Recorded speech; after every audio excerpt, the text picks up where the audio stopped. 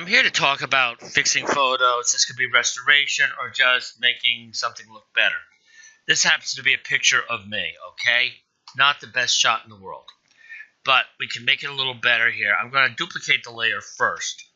And then I'm going to do the auto thing here, Control-Shift-L. And I'm going to just zoom this so you can see a little bit better here. As you can see, I've got a gun. And you can see the hair, the wind is blowing my hair.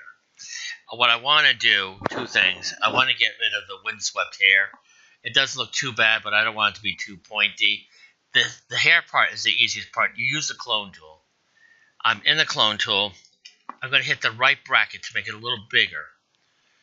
And then I just Alt-click here, go over here. Resample here. So the hair looks good. Now let's talk about that gun of mine. I cannot make myself look anorexic. However, I can make myself a little more fit. We have a thing here called the liquify filter. I click on filter and I click on liquify. And yes, you can get this in the newer versions of Photoshop Elements. So I'm going to enlarge this a bit. I go down here. By having a large circle, again, it's those brackets. If it's a little bit bigger, you get better results. I'm going to use this size. I could go on the edge here, pull it in. Pull it in, pull it in. Pull it in a little bit. Luckily, there's wrinkles in the fabric, or the way it flows, where it gets. You can also see how the waves are changing.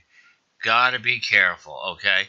Sometimes if you have something like a fence, which is vertical, it could distort it. So I'm getting away with that. Pulling it in here. You can see what happened to my arm here. Getting a Popeye arm. I'm going to look a little bit more here, and let's say I want to narrow the face a little bit.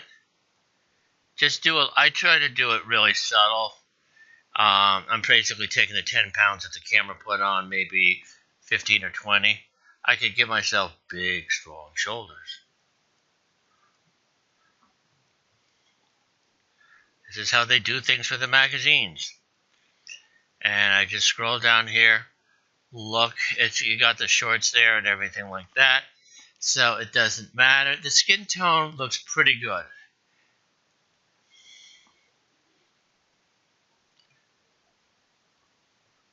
You could also do that.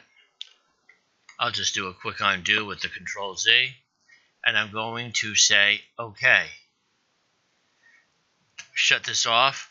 This is the first photo. This is the second photo. So there is a bit of improvement. And let's say I want to get better coloring or contrast in here. It was a very gray day. I could go into Image, Adjustments, Levels. I go to the RGB, the red here. Give it a little more tone. Go into the green. And I'm going to keep that pretty much the same as what it was.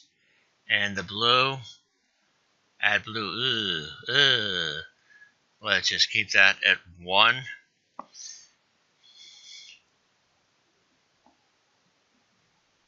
Just slide it slowly. And that's like 0.92. I had the preview on. I shut it off. I turn it on, turn it on, turn it off. I just look at it. The preview does look good. Last thing here. This was the original photo. This is the new photo. Subtly retouched.